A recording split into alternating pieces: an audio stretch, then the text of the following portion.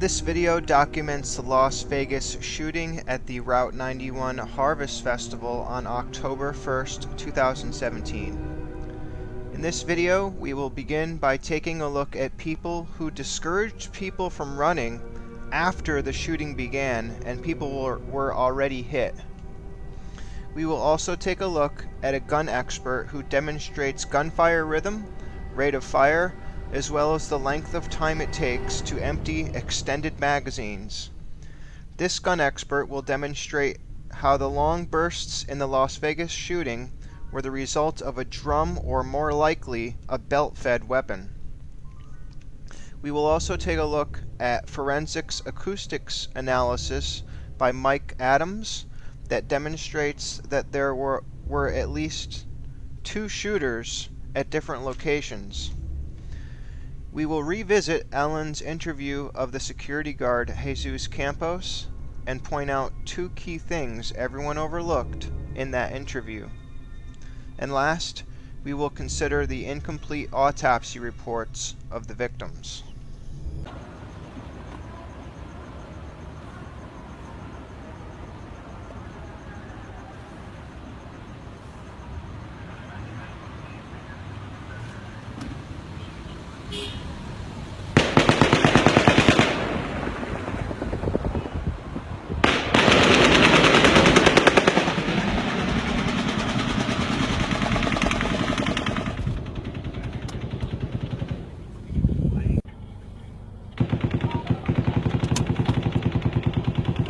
Something's going on.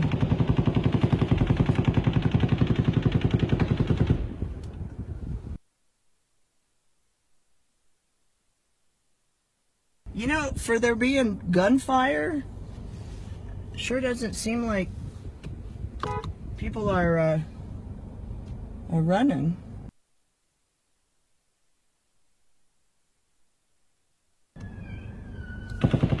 Oh, shit. Seriously, I don't know what's going on. Yeah,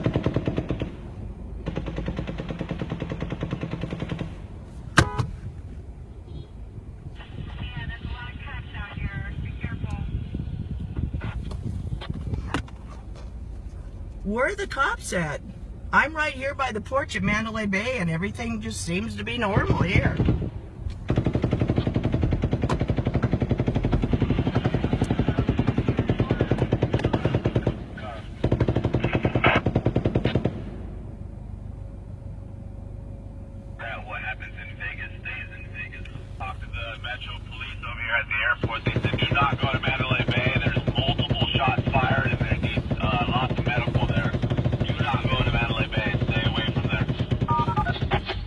Alright, I'm leaving.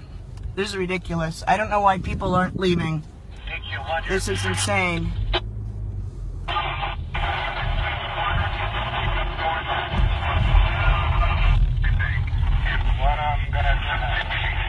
Everybody's just standing around. It doesn't seem like anybody's moving. It seems like it's coming. What happened, Mandalay Bay driver? What happened?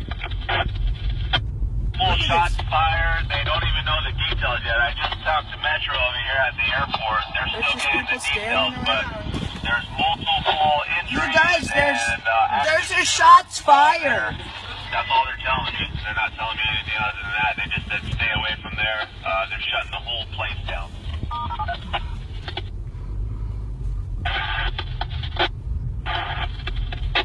Alright, this is crazy. I don't know.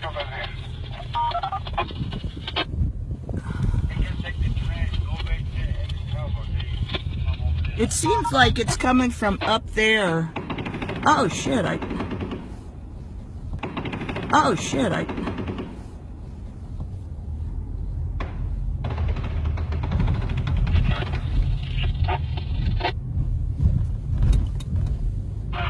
I'm out of here. So just stay away from there.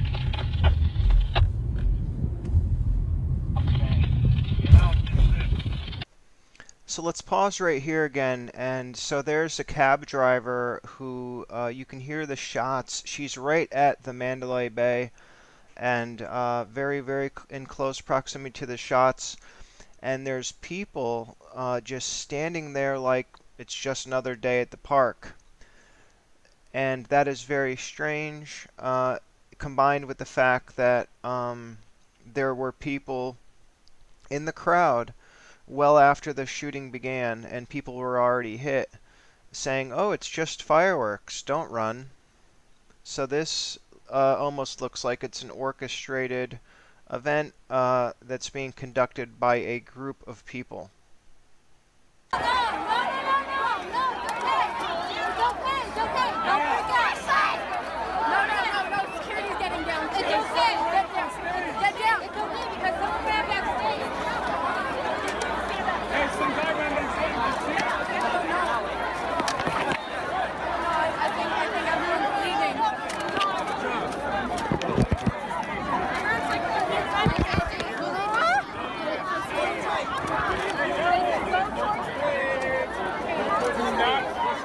It's electrical!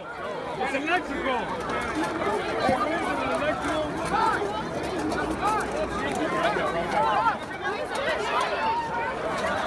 It's okay, babe. It's okay. It's okay. It's electrical! It's electrical!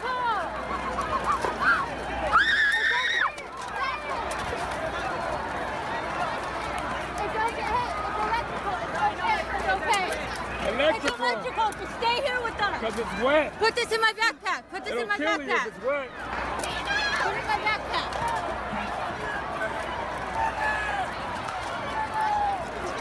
Just stay with me. Don't leave me. Don't leave me. Come here. Okay, so let's pause here again for a moment. And so we heard people misleading the crowd and discouraging them from running to safety by claiming that it was just fireworks, trying to convince them that it was just fireworks. And now we also hear people saying that it was electrical, some sort of an electrical malfunction.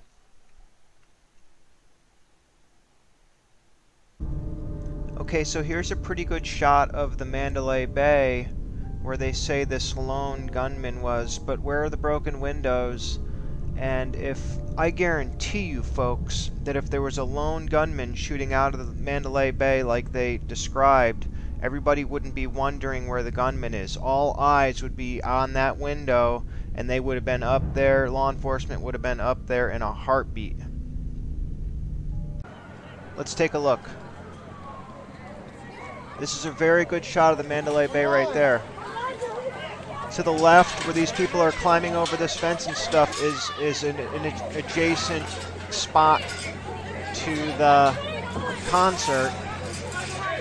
So, if my understanding is correct of the layout of the property, these people are running in between the concert and the Mandalay Bay right now. Luckily, though, away from the Mandalay Bay.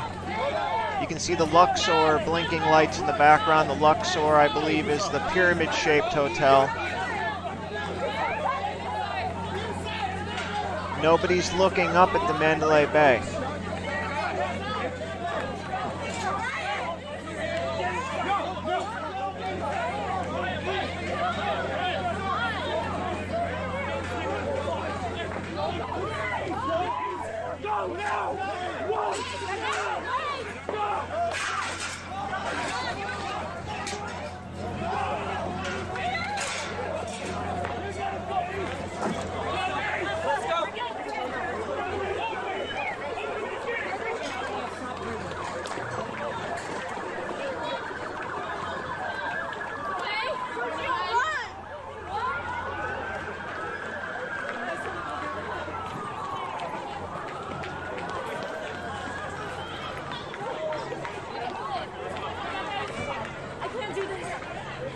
Where are the broken windows?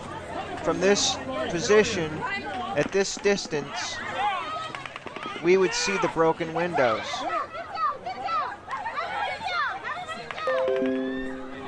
Get down right here.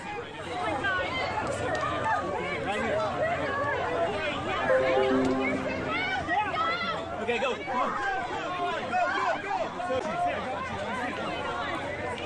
You gotta turn the cat. Take it on. You gotta go. you want me to take care of this? And you go there? I just need bandages, man. 4x4. Here it looks like we have a wounded female. Law enforcement or security are working on getting her some medical attention right in the field. No, get down! Get the fuck down! Those are shots! Those are shots! Run! Those are shots!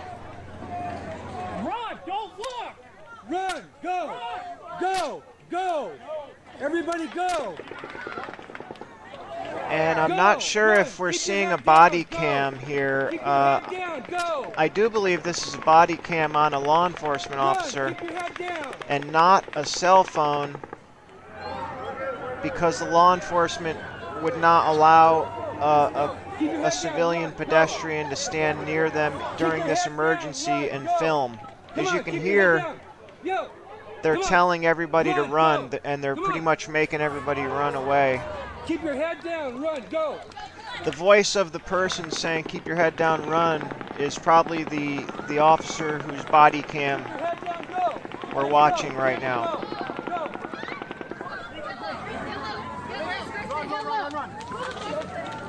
Are you fucking serious? Let's go. Okay, next we're going to focus on the type of magazines that we were told the suspect had, which were regular extended magazines.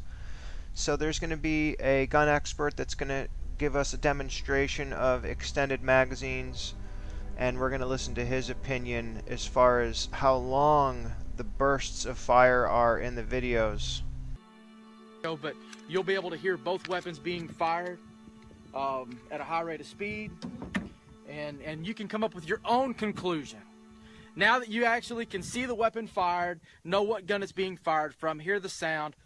I have a P mag, AK-47 mag. I have the standard steel AK mag, and I also have a Pro mag. We'll see if we can run through that Pro mag without having any malfunctions. And then with the 5.56, I'll be running a series of both P mags and GI. When you're hearing the sound, is the rhythm. Right, the round. It's a smooth rhythm that the weapon is being fired. The 5.56 AR-15. Stipulation about this gun. This gun does have a Geisley trigger. All right, so it is an aftermarket trigger. Let's just shoot it. Let's see.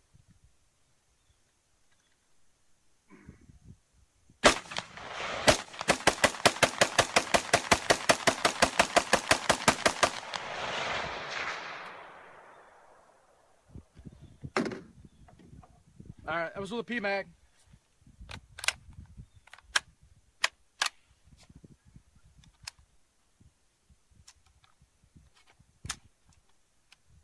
I got a double feed.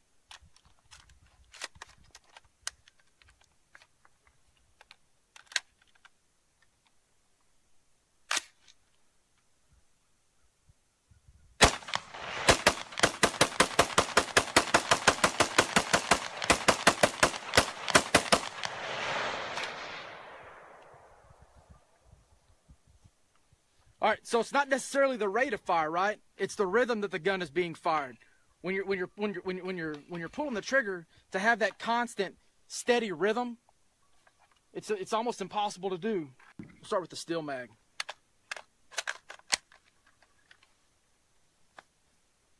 AK-47 open sights, target at almost 300 meters.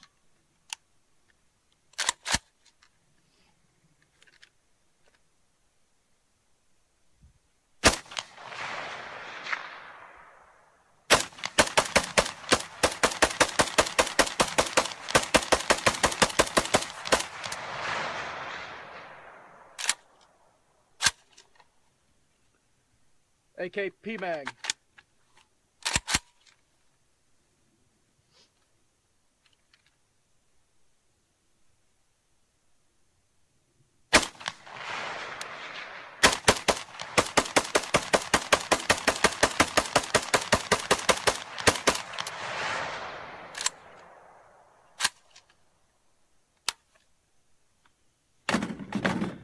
That was a P mag there. I'm gonna do a Pro mag now.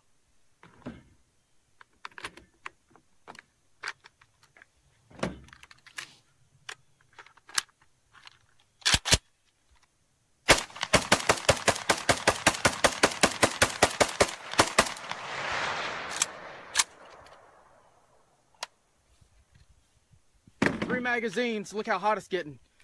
Without gloves, even the handguard is hot to touch. You can see it smoking.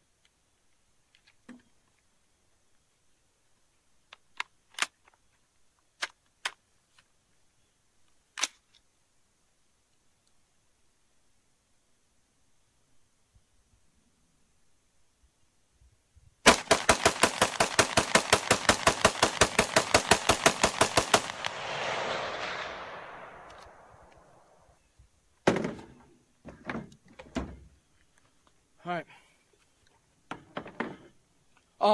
So the point isn't about how fast the gun is being fired. The point is the rhythm of fire. Now, keeping that rhythm up for over a 30-round magazine, some of those bursts in the video, they sounded real long. So one of two options, either a drum magazine that was super reliable, which I haven't ever found one. Maybe they're out there. I haven't ever seen a drum mag that was just really that freaking reliable, or a belt-fed weapon. My personal opinion, just me, I think it was a belt-fed weapon. I think it was a belt-fed 7.62 by 5.1, a 308. All right, welcome to Forensic Acoustic Analysis of the Las Vegas shooting. My name's Mike Adams, the Health Ranger. I am, of course, the Lab Science Director of CWC Labs, as well as an avid long-range target shooter. And so I have kind of a unique position to bring you this analysis. Now, for those of you who are watching from law enforcement or the FBI, so this is Forensic Acoustic Analysis. This is all based on downloaded video files from YouTube, extracting acoustic information and then analyzing that to pull out signal from the noise. And this is what I do in my laboratory, CWC Labs, all the time. We use mass spec instrumentation.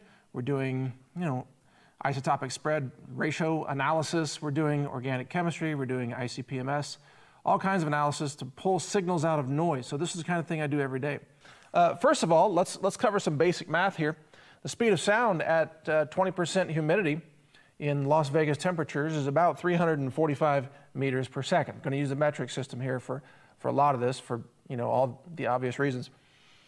The speed of a 55 grain 223 Remington round leaving the barrel rifle is approximately 975 meters per second initial velocity. Now, of course, those of us who are long-range shooters, we know that velocity drops off very, very quickly, according to a chart kind of like this. Velocity versus distance. So the farther the bullet flies, it loses velocity according to its ballistics coefficient, or BC, values. Now, this is important to note. This is going to make a lot of sense. Just hang in there. Bullets arrive first on the scene. If you're standing at ground zero, the bullets arrive and hit the ground before the sound arrives of the bullets being fired from the rifles. Why is that important to understand? Because in our analysis of the audio files, and this is like an audio waveform right here, in our analysis we have to understand that the bullets are hitting first and then the rifle report is happening after that. This is crucial to understand. The bullets, remember, traveling at 975 meters per second. The speed of sound is only 345 meters per second. So the bullets are traveling about 3 times the speed of sound when they leave the rifle barrel. And at these distances that we're talking about, which is typically less than 600 yards, I'll use a non-metric unit for that, the bullets remain supersonic. So they don't pass the transonic barrier and become subsonic velocity. So they never get slower than the speed of sound. Now, flight time is very, very important to understand here. Bullet flight time is how long the bullet takes to arrive at a certain distance.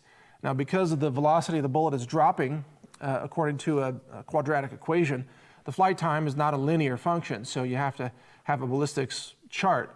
I got mine from gundata.org. So the flight time to 400 yards, or roughly 366 meters, is 0.528 seconds for a .223 55 grain round fired from a 16.5-inch barrel. Now, that's about half a second, right? 0.528 seconds. We can agree that's about half a second. Now let me ask you this question, a little homework for you. How long does it take the sound of the rifle shooting to travel that same distance, 366 meters? How long does that take? Well, you know here that the speed of sound is 345 meters per second. So you can instantly tell it's going to take more than 1 second for the sound of the rifle to arrive at the scene where the bullet actually struck the ground. In other words, the bullet strikes in half a second, but the sound arrives another half second later or thereabouts. So there's a gap. There's a difference between the time that the bullet strikes the ground versus the time that the report sound from the rifle reaches that same location. Again, see in blue here, bullets arrive first. I want you to listen to, I'm going to show you and play you some sounds here. So here's a combination of gunfire hitting the pavement. This is from the Las Vegas shooting. Here's the gunfire hitting the pavement, followed by the rifle reports from the distance. Here's what that sounds like. Now I'm going to play for you just the sound of rifle rounds hitting the pavement. I want you to notice the high frequency sounds in that sound. Here's what that sounds like. Now I want you to hear what it sounds like, the distant rifle reports arriving to your ear or to your recording device from a long ways away. Here's what that sounds like. Notice that it's a more low frequency sound.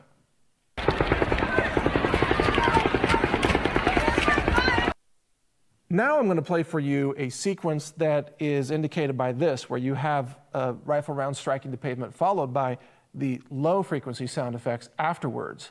So give this a listen and then I'll point out something to you about the timing.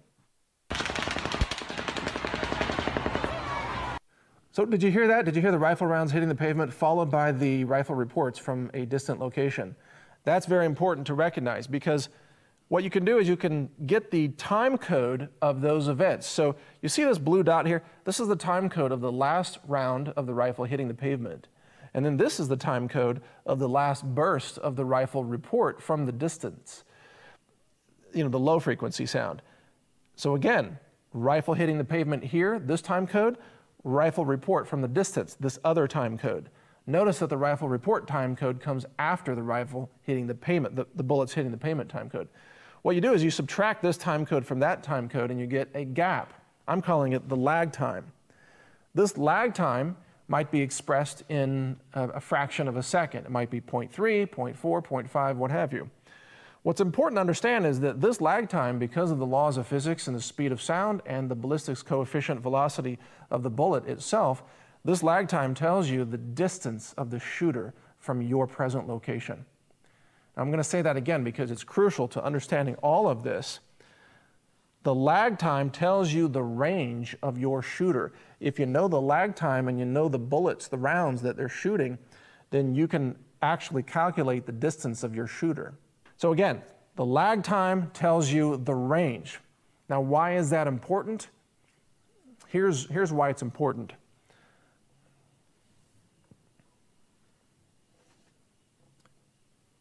Because the forensic acoustic analysis of the audio file shows that there are two shooters, not just one. Two shooters. Two shooters, yes, two shooters. Shooter number one has a lag time in the audio file of about 0.559 seconds, which of course is consistent. Well, look at the chart. 0.559 seconds, where does that show up on the chart? 0.559 is between 400 and 500 yards, see? Here it is. It's about 450 or 425 yards, what have you. What is that? Oh, that's the distance of Mandalay Bay, isn't it? So we know we have one shooter at a distance of 425 to 450, maybe 475 yards at the high end. That's consistent with a shooter at Mandalay Bay. Now, of course, we can't tell the height, what floor they're on from the acoustic analysis, but we can tell the range because of what I just showed you on the other side of this board. So we know, we have confirmation through this acoustic forensic analysis method that there is a shooter at 425 to 450 yards. But we also have another shooter that shows up in this acoustic analysis. This is the bombshell breaking news. Shooter number two appears throughout the audio files, and shooter number two has a lag time of 0.374 seconds. 0.374 is, on this chart, go back here, 0.374 is between here and here, so it's between 200 and 300 yards. So we have a second shooter at between 200 and 300 yards. That second shooter happens to be around 250 yards away from where these recordings are being recorded. Now, what's interesting is that this is intermixed in with shooter number 1. So you hear some, if you look at the audio file and you do a very detailed forensic analysis, as I have done, shooter number 1, their rounds are there, but shooter number 2, their rounds are also there, mixed in. And this is based on the laws of physics, the speed of sound in air, and the ballistics of the actual cartridge that was fired. So we know that shooter number 1 in the Mandalay Bay, he doesn't have magical wizard powers. He can't make his bullets arrive more quickly to make them emulate 0.374 seconds, right? Would you agree with that, that Stephen Paddock, a 64-year-old retired accountant, isn't Gandalf? Like, he doesn't have magical powers, right? I hope you agree with me on that. So that means these rounds have to have been fired by someone else. Take a look at this map. This is a top-down map. This is Mandalay Bay. This is the concert venue, and that's the epicenter right there, kind of ground zero. And this is the Luxor Hotel. This is the Roman Catholic Shrine, and so on.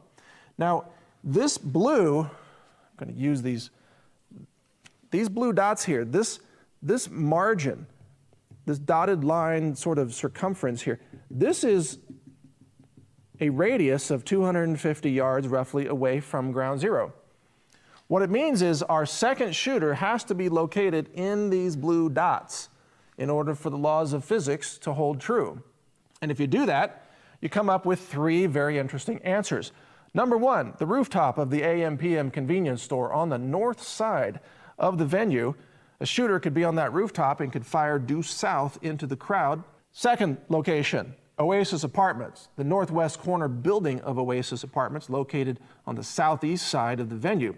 Third location, elevated dirt mound in the construction site located south of the concert venue with a very clear unobstructed view to the north from an elevated position. So first question I have for the FBI is, have you gone around to these buildings and have you looked for brass and have you looked for evidence that shots were fired from those positions? And if not, why not? I mean, I'm just a civilian. I'm just a guy, a scientist. I put this together in about 3 hours using no taxpayer money on a Sunday afternoon, just because I found it an intriguing little problem to solve. Why isn't the FBI using this to go look for the second shooter? Now, even better, the FBI can actually pinpoint the location of the second shooter using the following method. FBI can triangulate, and here's how they can do that. All they got to do, I'll use these, all they got to do is go out and find the location of every video that was shot, that was recorded, find those locations, map them on here, and then use the acoustic analysis, get the lag times, compare that to this chart to get the distances of the shooter, draw circles at that radius. On the map here, you draw multiple circles around each video that was taken, and then where those circles intersect, wherever they intersect like this, that's where your shooter is. No longer on the phone like the son. We don't have contact with him, right? So he could be somewhere in the parking lot at the Taco Bell or whatever road in between. 910 means we got shots fired 4:15 at the Route 291. Sounded like an automatic firearm. Copy. Code red at 169 Sam Easy. Have shots fired. 179 Sam Easy is coming from upstairs in the Mandalay Bay. Upstairs in Mandalay Bay, halfway up. I see the shots coming from Mandalay Bay. Halfway up. We have an active shooter. We have an active shooter inside the fairgrounds. Guys, somebody in the CP, can you tell me where it's coming from? We're headed from Mandalay Bay. Somewhere at Mandalay Bay. It's at the intersection. It almost sounds like it's that close. Control, be advised. Shots are coming from gate 7. Gate 7. Shots are coming from gate 7. See, we have a rifle deployed. We're in front of Mandalay Bay. We're trying to see where the shots are coming from. It sounds like it's either Mandalay or Luxor. We cannot tell. 8. And it's coming from like the 50th or 60th floor north of the Mandalay Bay. It's coming out a window.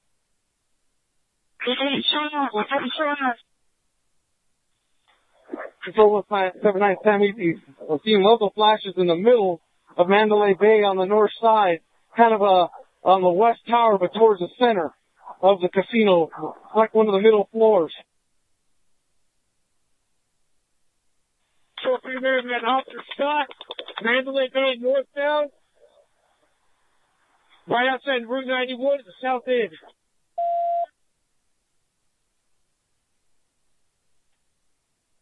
M51, I see there's a flashing coming up from about a third of the way up, center tower, Mandalay Bay. Please got. About 3 minutes ago, a black dually unknown truck, looked like a Chevy, unknown occupied, ripped out of the parking lot east of Excalibur, heading south to the Delano. It was reported by several people and witnessed by me. Keep an eye on it. Copy. Units be advised of a black dually possible Chevy was eastbound towards the Delano. Over by the Motel 6 by Tropicana, there's a white RV. I have pedestrians saying that the older white male in fatigues and a black bag went into the motorhome. Control, can you repeat the radio traffic about the male going to the motorhomes? Confirm is an older male with fatigues and a 63. He's in over on Tropicana in Motel 6. The older white male with fatigues and a black bag. Pedestrians say he came from that area of the shooting. He went into the motorhome. Can I get additional units? We're over by the medical facility right now. There's a bunch of AMR units.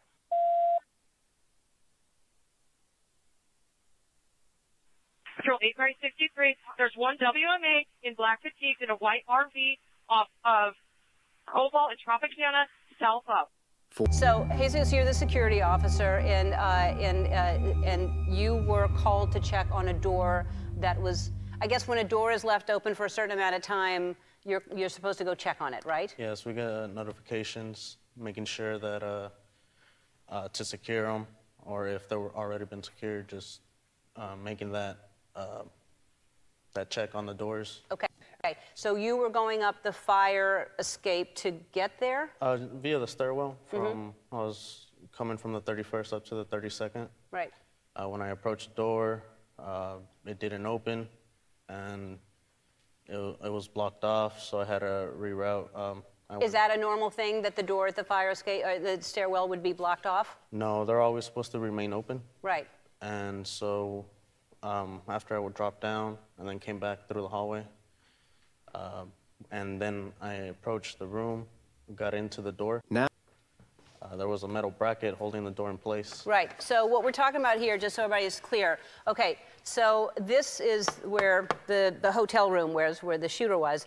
This is the stairway, and this door here was blocked, and you didn't know that till you came up through the elevator and went through this door and saw that there was something blocking that door. And when you saw that, did you think, that's weird, why would somebody put brackets on a door? Yeah, that's just out of the ordinary. That was the beginning? Yeah. Okay. And then you walk out of this, and this just slammed? Well, when I was in between that area, I was calling security dispatch to get transferred to engineering. They didn't know anything about it, so they dispatched an engineer to go verify what that was. That's when you got called? Yes. Okay. And at that time, I heard what I assumed it was drilling sounds, and I believed that they were in the area working somehow. Thought the drilling, they were gunshots, but you thought it was just drilling sounds? At first, I think it was just drilling sounds. Right. So then, at what point did you get shot? What happens here? As that door's closing and it's so heavy, it'll slam. I'm walking down this way, and I believe that's what caught the shooter's attention.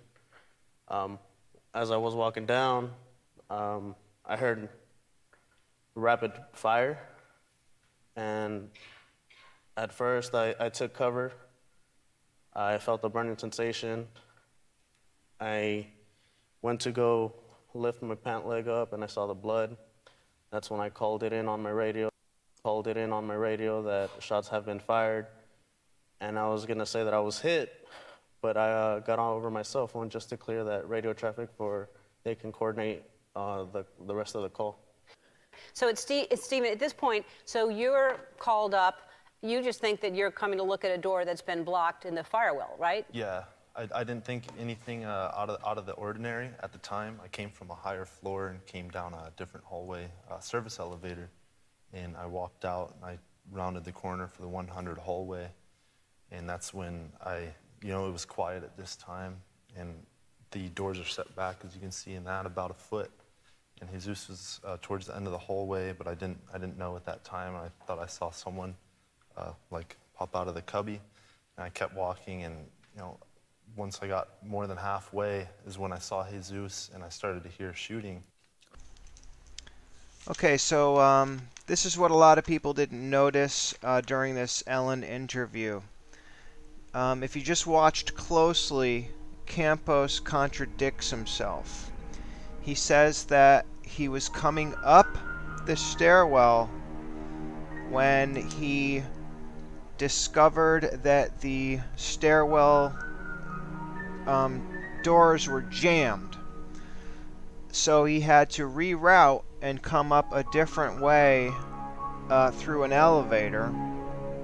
That's when Ellen pauses for a moment, pulls out that diagram, and says, "So to be clear, you didn't know the doors were jammed until you came up the elevator?"